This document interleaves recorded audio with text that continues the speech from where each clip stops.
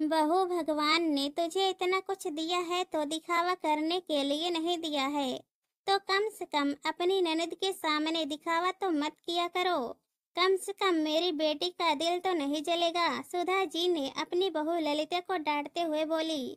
Mummy जी, मैं कहाँ दिखावा कर रही हूँ। घर में प्रोग्राम है तो क्या ढंग से तैयार भी न हो, ऐसे ही उठकर आ जाऊँ ताकि बाद में आप लोग मुझे सुनाए कि हमारी इज्जत को मटिया मेल कर रही है। ललिता ने जवाब दिया, तुझे पहनना है तो शौक से पहन, पर अपनी ननद को दिखाने की जरूरत क्या है कि ये सोने का हार है या नकली हार है, या इसकी कीमत क्या है, यह बताने की क्या जरूरत है। सरस्वती जी बहू को डांटते हुए बोली।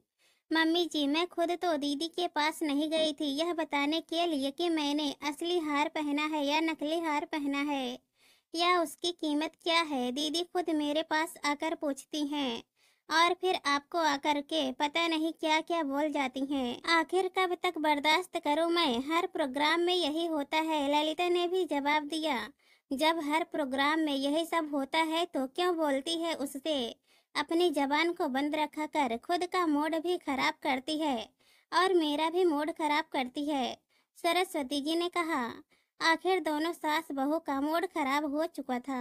ललिता अपने कामों में जाकर लग गई, वहीं सरस्वती जी रिश्तेदारों में जाकर बैठ गई, लेकिन अभी भी दोनों का मूड खराब था। आखिर अक्सर यही तो होता था। सरस्वती जी के 3 बच्चे थे, 2 बेटे और 1 बेटी। बड़े बेटे मनोज की शादी ललिता के साथ, वहीं बेटी मानसी की शादी रोहन के साथ हो चुकी थी, जबकि छोटा बेटा सुरेश अभी कुंवारा था। रोहन की इनकम ठीक थी, पर बचत के नाम पर ज्यादा कुछ नहीं था। दोनों पति पत्नी एक जैसे थे। बाहर घूमना, फिर ब्रांडेड कपड़े खरीदना, फालतू चीजों में पैसे खर्च करना उनकी आदत थी। तो भला इतनी बचत कहाँ से हो कि कुछ इन्वेस्टमेंट ही कर सके। हालत ये थी कि घर का अधिकतर खर्चा भी ससुर जी ही उठाते थे, इसलिए दोनों बिल्कुल बेफिक्र थे। सास ससुर भी उनकी आदत से परेशान थे। समझा समझा कर अपने आप ही चुप हो गए, क्योंकि दोनों ही लड़ने को तैयार हो जाते थे। पर इकलौते बेटे बहू थे, इसलिए वो लोग अलग भी नहीं करते थे। हाँ, पर इतना जरूर था कि उनकी आदत देखकर सास ने गहने अपने पास ही रख लिए थे। सिर्फ जो मानसी के मायके वालों ने गहने चढ़ाए थे वही गहने उनके पास थे। इधर मनोज और ललिता दोनों वर्किंग थे। ललिता एक स्कूल में पार्ट टाइम टीचर थी, तो ज्यादा नहीं, महीने के 10,000 कमा लेती थी।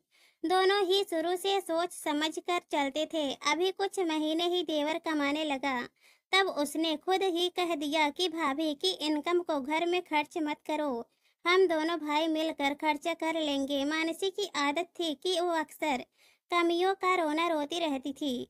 उसका हमेशा यही रोना चलता रहता है कि मेरे ससुराल वालों ने मुझे गहने नहीं दिए, बल्कि चढ़ाए हुए गहने भी अपने पास ही रख लिए। इसलिए जब भी किसी फंक्शन पर ललिता गहने पहनती तो मानसी चिढ़ जाती और हमेशा टोकती, भाभी ये तो आपके ससुराल के गहने हैं ना। आपका अच्छा है जो आपको इतना अच्छा ससुराल मिला है कि आपके सारे गहने आपके पास ही है, मेरी ऐसी किस्मत कहाँ। और उसके बाद सरस्वती जी के पास जाकर अपना ही रोना रोने लग जाती। मम्मी, भाभी जानबूझकर गहने पहनकर मुझे चिढ़ाती हैं। उन्हें पता नहीं है क्या, मैं बिना गहनों के घूम रही हूँ और वो गहने पहनकर घूमती रहती हैं, जिसे सुनकर सरस्वती जी का भी दिमाग खराब हो जाता और फिर वह ललिता को ही 2 बातें सुना देती। क्यों उसके सामने गहने पहनती है, तुझे पता है ना कि उसका दिल दुखता है। अब आज की ही बात लो, देवर सुरेश की सगाई का प्रोग्राम था। ललिता ने अपनी बचत के पैसों से एक सोने के पेंडेंट का नेकलेस खरीदा था, तो आज फंक्शन में उसी को पहन लिया। मानसी की नजर नेकलेस पर पड़ी तो नेकलेस को देखकर उसने ललिता से पूछा, अरे भाभी, नया हार है, सोने का है क्या। उसकी बात सुनकर पहले तो ललिता का मन ही नहीं किया कि जवाब दे, पर जब उसने दोबारा पूछा तो ललिता ने कहा, हाँ दीदी, नया खरीदा है। कितने का लिया आपने ए नेकलेस। मन ही मन कुढ़ते हुए मानसी ने पूछा। ज्यादा महंगा नहीं है दीदी, क्योंकि सिर्फ पेंडेंट ही सोने का है, बाकी तो मोती लगे हुए हैं और पेंडेंट भी पतला सा है, तो ज्यादा नहीं, 50,000 का ही पड़ा है। यह सुनकर तो जैसे मानसी के छाती पर सांप लौट गए हो। वहां से वह सीधे उठकर सरस्वती जी के पास गई और उन्हें उनके कमरे में बुला लाई। क्या बात है मानसी, मुझे कमरे में क्यों बुला रही है? सरस्वती जी के पूछते ही मानसी ने तुनकते हुए कहा, मम्मी यह बात गलत नहीं है क्या? भाभी के पास तो सारे गहने रखे हैं, फिर भी भाभी के लिए नेकलेस खरीद कर लाए हो, और मेरे पास तो गहने के नाम पर सिर्फ जो आपने चढ़ाए थे वो गहने हैं। मुझे देने में तो बड़ा रोना आता है आपको। सही है, जब बेटी विदा हो जाती है ना तो कोई हक नहीं रखती है। भाभी के लिए तो हार आ रहे हैं और बेटी को देने के लिए कुछ भी नहीं। उसकी बात सुनकर सरस्वती जी ने कहा, बेटा वो हार हमने नहीं खरीदा है, वो ललिता ने खरीदा है, वो भी अपनी कमाई से। आपको पता है कि वो हार अपनी कमाई से खरीदा है कि भैया ने खरीद कर दिया है?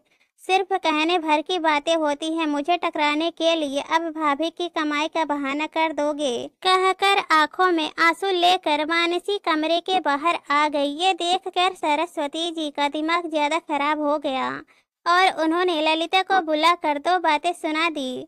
जब ये बात मानसी के भाइयों को पता चली तो मेहमानों के जाने के बाद जब पूरा परिवार साथ बैठा तब मनोज ने कहा, मानसी ये हर बार क्या तमाशा लगाती रहती हो? तेरे ससुराल में क्या कमी है जो तू यहाँ आकर घर का माहौल खराब करती है? क्यों क्यों नहीं बोलूं मैं?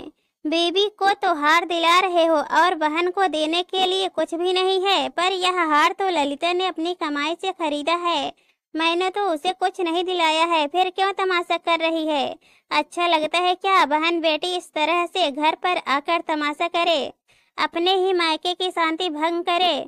मनोज ने समझाना चाहा, अच्छा मेरे बोलने से शांति भंग हो जाती है तो मत बुलाया करो ना मुझे। क्यों मेरे सामने ये गहने पहन पहन कर दिखावा करते हो? जानबूझकर मेरा दिल जलाते हो। तुम लोगों से तो इतना भी नहीं हुआ कि मेरे सास ससुर से बात करके मुझे मेरे गहने ही दिलवा दो।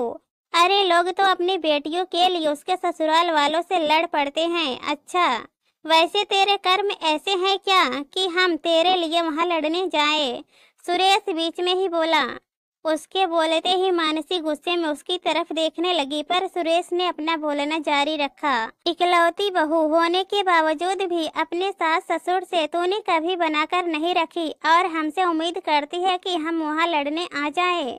और क्या कह रही है? भाभी को हार दिलाया है और तुझे नहीं दिलाया? तुझे जहाँ देना था वहाँ तुझे दे तो दिया। तेरी शादी में जैसे तैसे लोन लेके ही खर्च किया ना हमने। अब क्या उम्मीद करती है जिंदगी भर हम ही खर्च करते रहेंगे क्या? खुद कुछ नहीं करोगे तुम दोनों पति पत्नी? तुझे हार चाहिए तो तेरे पति से बोल, हम लोगों से क्या उम्मीद करती है? सुरेश के मुंह से खरी खरी सुनकर मानसी ज्यादा चिढ़ गई और गुस्से में मुंह फुलाकर अपने ससुराल रवाना हो गई। लेकिन इस बार उसे मनाने की किसी ने भी कोशिश नहीं की। सुरेश की शादी में भी मुंह फुला कर ही आई, लेकिन इस मुंह फुलाने से कुछ बदलाव नहीं हुआ, क्योंकि छोटा भाई भी तो उसी का ही भाई था जो कि पूरा मुंह फट जवाब देने वाला। दोस्तों इस कहानी पर आप लोगों की क्या राय है कमेंट में जरूर बताना, और अगर कहानी पसंद आए तो हमारे चैनल को सब्सक्राइब कर देना। कहानी सुनने के लिए बहुत बहुत धन्यवाद।